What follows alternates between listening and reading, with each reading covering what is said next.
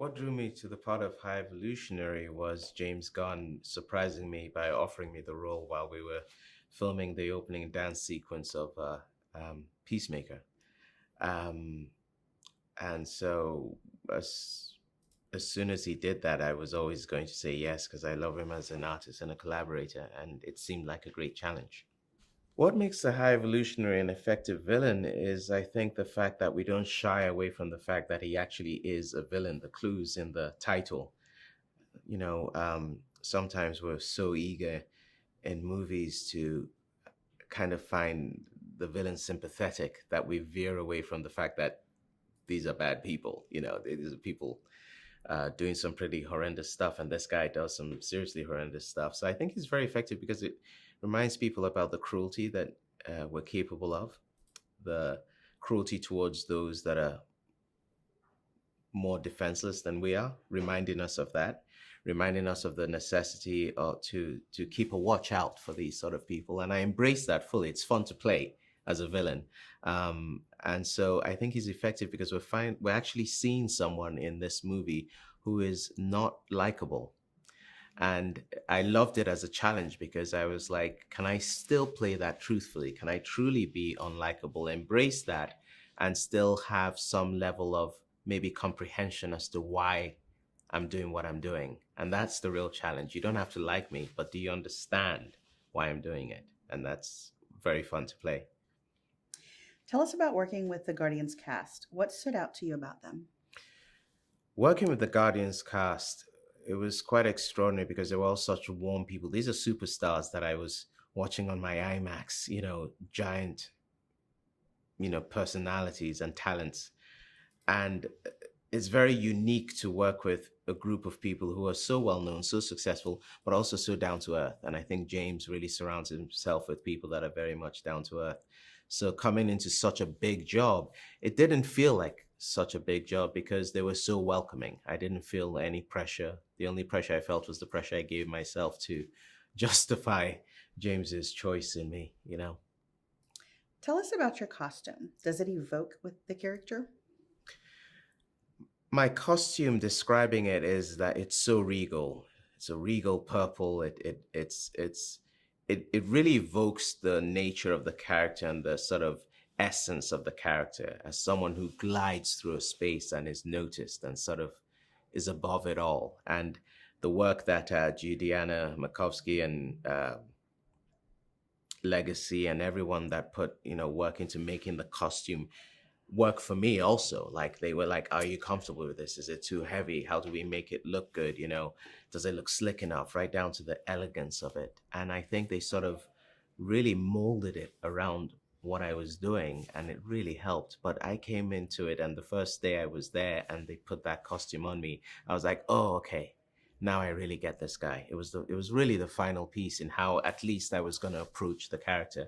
And that came through such detailed and a lot of work. I mean, they sent it back and forth. They kept tweaking it right to the end of the shoot to get it perfect. So when you have that sort of dedication, you also you sort of repay that dedication as an artist too.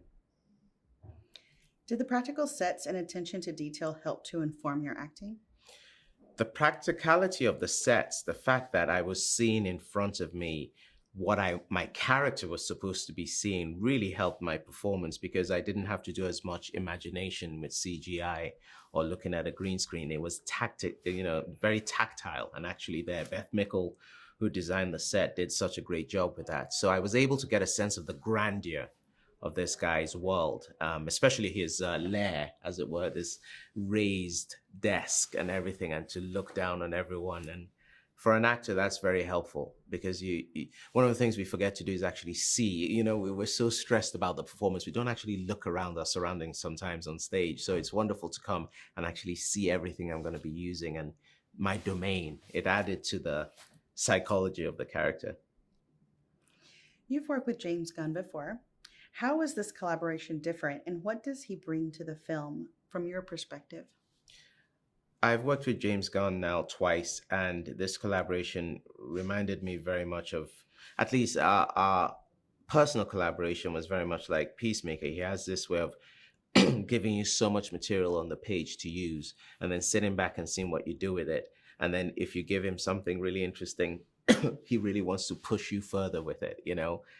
He doesn't let you off the hook, and he also wants you to keep things grounded. It doesn't matter how extreme the character is, keep it grounded. Is it truthful? You know, it's not enough to be interesting. You know, you have to be interesting and truthful, and that's probably the actor in him, and but that's definitely the writer in him that drives with character.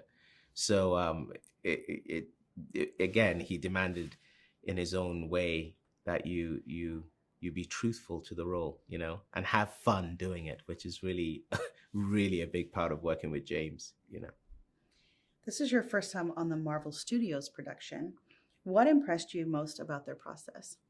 This is my first Marvel movie, and what I found most impressive was how, certainly in this situation, how despite being this massive mammoth organization, how when it came down to making the movie, it was James's domain and his crew's domain and his team's domain, and a sense that this is your story, go tell it, and we'll give you the support you need. And so I felt very much like, although it was the world was telling me this is a massive thing you're stepping into, there was something kind of domestic about it in the sense that when the bell rang and we got to work, we just got to work.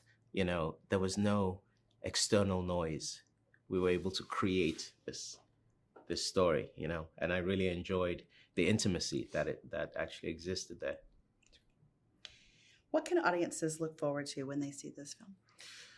Audiences can look forward to a lot of the very things they've always loved the Guardians about. If you love the laughter, the camaraderie, the joy, the humanity, you're going to get that, but you're going to get it tenfold.